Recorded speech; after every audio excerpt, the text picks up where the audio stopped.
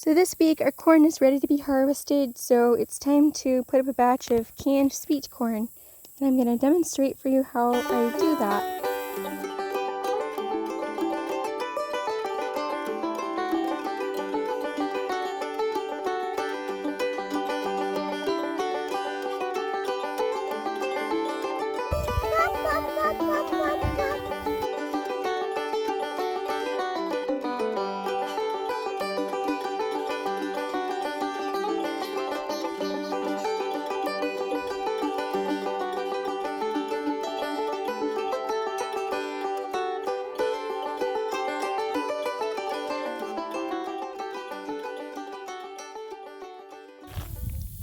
First, you need to harvest and prep your corn. Now our corn is completely organic, we don't spray it, so I'm probably going to encounter some caterpillars and whatnot, but that's okay. I'll just remove them as best as I can from my corn, as well as the more damaged areas. You want to try to remove as much of the corn silk as you can.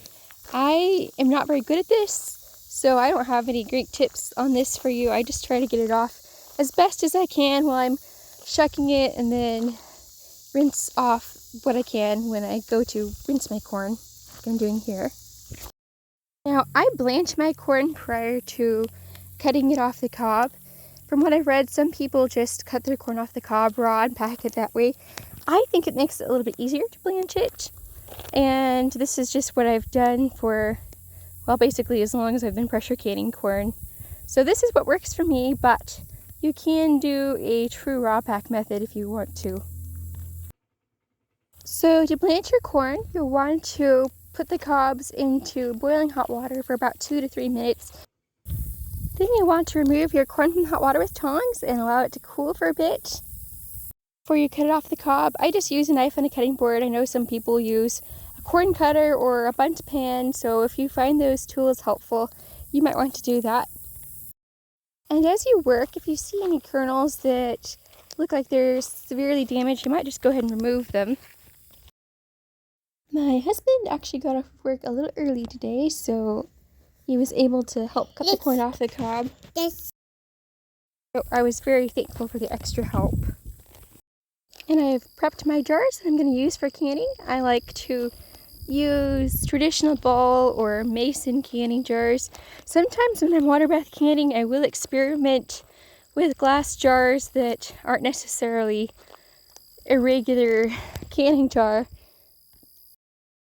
But when I'm pressure canning, I find that it's best if I just stick to a traditional canning jar and new lids. I don't like to use the resealing lids for pressure canning.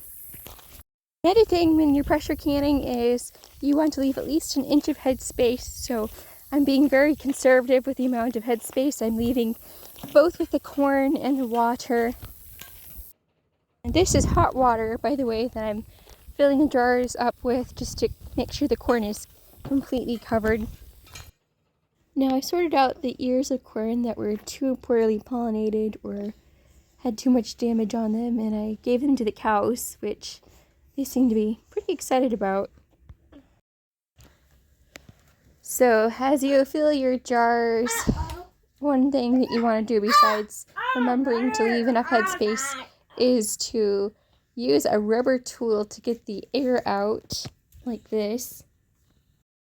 Also want to wipe the rims clean, as well as check them for any chips or anything that would prevent your jars from getting a good seal.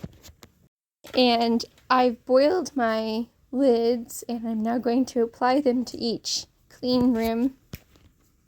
Meanwhile, I've been getting my pressure canner ready. First time I used this pressure canner, I was confused about how much water to add because the instruction manual was in another language. But I've since learned to add enough water so that my jars are not completely covered, but that my pressure canner doesn't run out of water during the canning process. Some pressure canners come with instructions on how much water to add, so if that's the case for you, follow your instruction manual.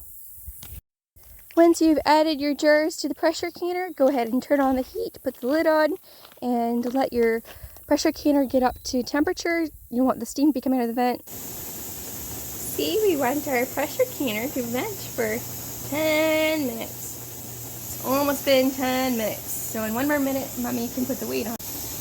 Okay, we're gonna go ahead and put the weight on. This will allow the pressure to build up inside the pressure canner, as you'll be able to see if you watch the gauge there. So my canner has now reached 11 tons of pressure, and you can see that the weight is rotating and it's letting out the extra steam, so I know that my canner I can start counting the time now for processing. For plants, it's going to be 55 minutes if you live at between 0 and 1,000 feet sea level. Keep an eye on your gauge to make sure the pressure stays where it's supposed to be for the duration of the processing time. The processing time is up, in this case 55 minutes. You can go ahead and remove the heat from your pressure canner and allow your pressure canner to slowly start cooling off. And you don't want to speed this cooling process up artificially. You want to just let it cool off naturally on its own. Pressure to return to 0 before removing the weight or opening the lid. And once your pressure returns to 0, you can go ahead and carefully remove the lid. Then you'll want to let your jars sit in the water a bit longer before you take them out, so that way they have a chance to start to cool down more slowly. This helps reduce the likelihood that too much of the water will siphon out of the jars before the jars seal. However, it is not recommended that you leave your jars in the canner overnight, as this can lead to flat sour, which, although it is not dangerous, it may lead to your canned goods not tasting as good. I go ahead and let my jars sit on the counter overnight, and I check the seal, and all of these jars have sealed, thankfully. And I go ahead and I label them, and I put them away in a cool, dark place for long-term storage. Thank you for watching, folks. I hope this has been helpful.